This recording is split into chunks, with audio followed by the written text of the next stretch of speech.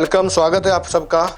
चलिए स्टार्ट कर देते हैं। आज ये चौथा लेक्चर है इलेक्ट्रोकेमिस्ट्री का। पहले 3 लेक्चर आप देख चुके हैं। हमने पहले लेक्चर में किया था इलेक्ट्रोकेमिस्ट्री क्या है, सेल क्या होते हैं, इलेक्ट्रोड पोटेंशियल क्या होता है। उसे दूसरी वीडियो में हमने किया था इलेक्ट्रोमोटिव फोर्स और इलेक्ट्रोड पोटेंशियल के बारे में, इलेक्ट्रोकेमिकल सीरीज की एप्लीकेशन, नर्स्ट इक्वेशन क्या है। और जो तीसरा लेक्चर गया है उसमें नर्स्ट इक्वेशन की एप्लीकेशन जो होती है, उसमें इलेक्ट्रोमोटिव फोर्स की कैलकुलेशन कैसे करते हैं, उस पर एक हमने बहुत इंपॉर्टेंट न्यूमेरिकल किया था। आज भी हम कुछ इंपॉर्टेंट न्यूमेरिकल लेने वाले हैं। आप स्क्रीन पर देख रहे हैं न्यूमेरिकल मैंने लिया है, और इसमें जो न्यूमेरिकल होते हैं इलेक्ट्रोकेमिस्ट्री में नर्स्ट इक्वेशन पर, इसमें लोग और एंटी लोग की कैलकुलेशन भी आपको आनी चाहिए। आज एक ओवरव्यू में बता दूंगा।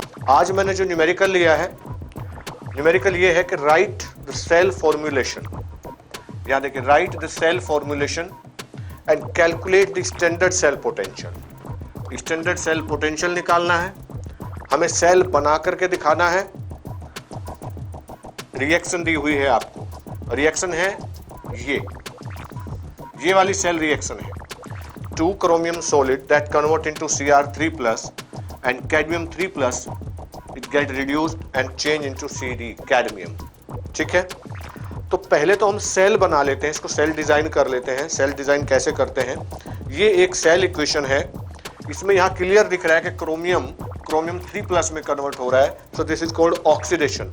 क्रोमियम ने 3 इलेक्ट्रॉन रिलीज किए हैं and it change into chromium 3+, this is called oxidation. तो ऑक्सीडेशन आपको पता है, आपने पिछली वीडियोस में देखा है कि लेफ्ट में जो होता है वो ऑक्सीडेशन सेल होता है, ऑक्सीडेशन हाफ सेल, और जो राइट में हम डिजाइन करते हैं वो रिडक्शन हाफ सेल होता है। तो इधर आ जाएगा आपका क्रोमियम ओब्लिक क्रोमियम 3+, इस तरीके से। और जो उसकी कंसंट्रेशन होती है वो यहां लिख दी जाएगी। Suppose this is M1, then this double oblique, it means salt bridge.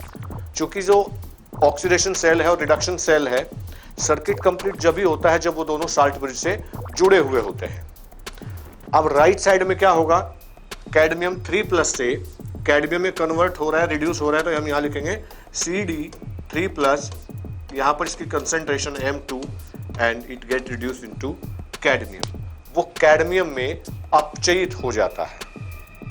ये कंसेप्ट क्लियर हुआ। यहां पर सेल डिजाइन कर दिया हमने। ऐसा भी हो सकता था कि सेल हमें दें और सेल डिजाइन से सेल रिएक्शन पूछी जाए, यानी कि उल्टा काम आपको करना पड़ सकता था। अब अगला है कि हम ईएमएफ कैसे कैलकुलेट करें।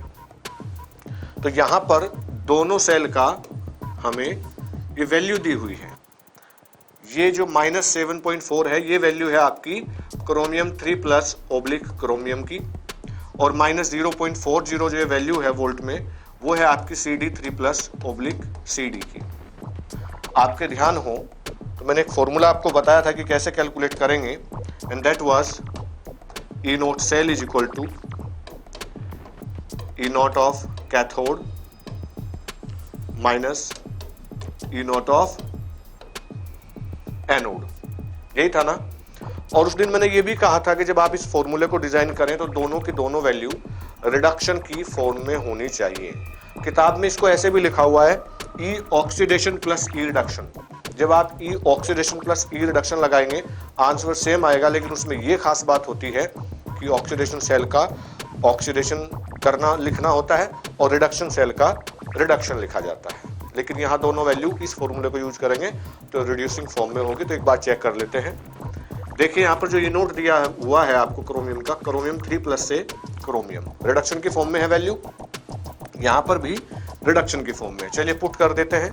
तो कैथोड कौन है, जो राइट साइड में होता है वो कैथोड है। कैडमियम कैथोड का काम करता है। यहाँ पर देखिए कैडमियम की वैल्यू है रिडक्शन की फॉर्म में -0.40 minus. Anode left hand side का सेल होता है, उस पर ऑक्सीडेशन होता है, और ये है आपकी -0.74 वोल्ट। ये प्लस हो जाएगा -0.40 प्लस 0.74 वोल्ट। तो आपका आंसर आ गया +0.34 वोल्ट। ये सेल पोटेंशियल निकल के आया है। अब हमें निकालना क्या है, इससे देखिए हम कई सारी चीजें निकाल सकते हैं।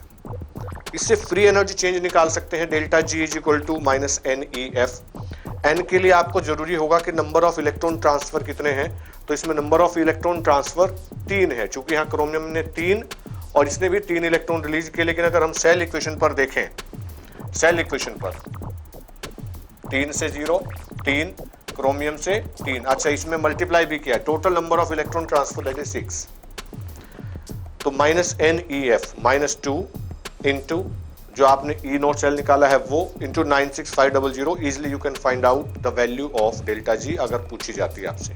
लेकिन यहां वो वैल्यू नहीं पूछी गई। Calculate for the above cell reaction, बड़ा आसान सा न्यूमेरिकल था, बहुत छोटा सा न्यूमेरिकल था। नेक्स्ट ले लेते हैं, उसमें देखने की कोशिश करते हैं एक बार क्या दिया है।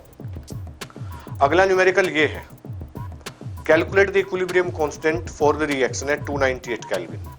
यहां पर जो निकिल है, निकिल का ऑक्सीडेशन हो रहा है और क्लोरीन माइनस से 0, हाँ सॉरी, क्लोरीन का ऑक्सीडेशन है, निकिल का रिडक्शन है, यहां पर निकिल का रिडक्शन है, 2+ नहीं है।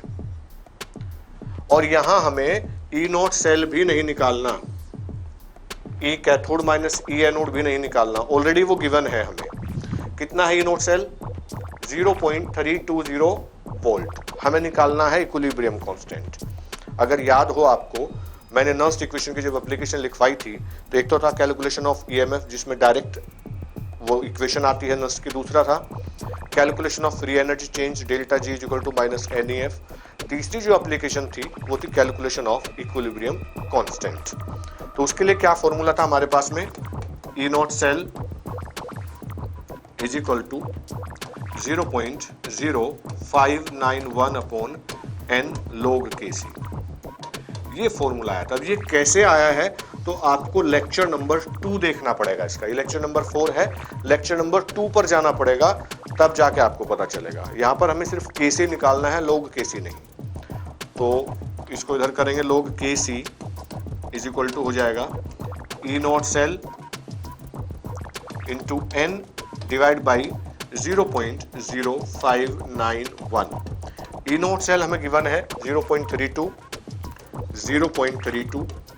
Into n, number of electron transfer कितने हो रहे हैं सेल के अंदर, कितने एनोड पर रिलीज हो रहे हैं और कितने कैथोड इलेक्ट्रॉन एक्सेप्ट करता है।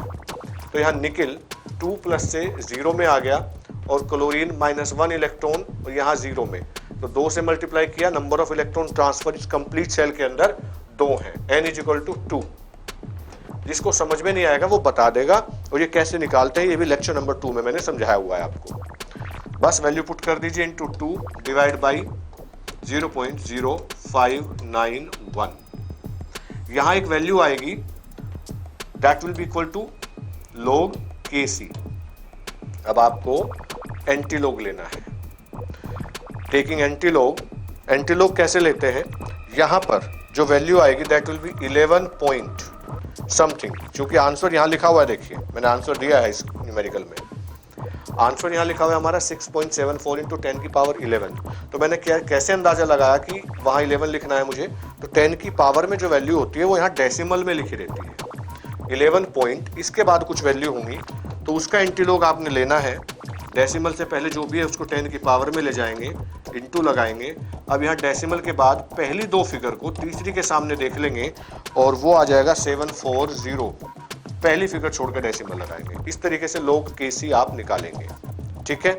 ये इलेक्ट्रोकेमिस्ट्री है और ये जो देख रहे हैं नोट्स हैं हमारे एकलव्य एजुकेशन के, जो PDF की फॉर्म में मोबाइल ऐप के अंदर अवेलेबल है। अगर किसी बच्चे से नहीं खुल पा रहा है PDF या डाउनलोड नहीं हो पा रहा है तो पैनिक नहीं होना है, बस अपना कौन से कोर्स में आप हैं वो लिख करके सेंड कर देना है, व्हाट्सएप कर देना है, हो जाएगा। ये PDF में नोट्स हैं हिंदी और इंग्लिश दोनों मीडियम में।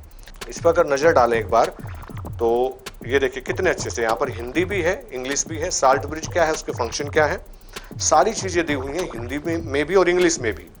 बहुत अच्छे नोट्स हैं, डाउनलोड कर लीजिएगा मोबाइल ऐप में से और इनको पढ़ना, एक एक लाइन को अपने नोट्स बनाने हैं इसमें से। वैसे है ये कंसाइज करके ही दिया हुआ है। गैल्वेनिक सेल क्या होता है, किस तरीके से रिप्रेजेंट किया जाता है, इलेक्ट्रोमोटिव फोर्स क्या है, हिंदी में भी इंग्लिश में भी, इलेक्ट्रोड पोटेंशियल क्या है, उसको हिंदी इंग्लिश दोनों में यहाँ पर दिया हुआ है आपके लिए। स्टैंडर्ड इलेक्ट्रोड पोटेंशियल हिंदी में भी है और इंग्लिश में भी है, देखिए।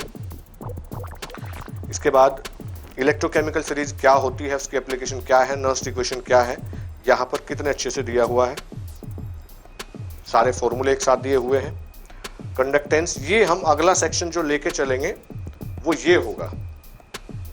मोलर कंडक्टिविटी क्या है, कैसे चेंज होती है, सेल कांस्टेंट, उसके बाद कोलरेस लॉ क्या है, उसकी एप्लीकेशन क्या है, काफी इंपॉर्टेंट है। इसके अंदर सॉल्व्ड क्वेश्चंस भी आपको दिए हुए हैं, और कितने दिए हैं देखिए, जितने संभव हो सकते थे, जो हमें लग सकता था कि बच्चे को जानना जरूरी है, ये पूछा जा सकता है, ये आना चाहिए। न्यूमेरिकल भी सॉल्व किए हुए हैं हमने, देखिए। आपको सब्सक्राइब करना है चैनल, भेज देना है अपने यार दोस्तों को, और लाइक करिएगा। Thank you very much.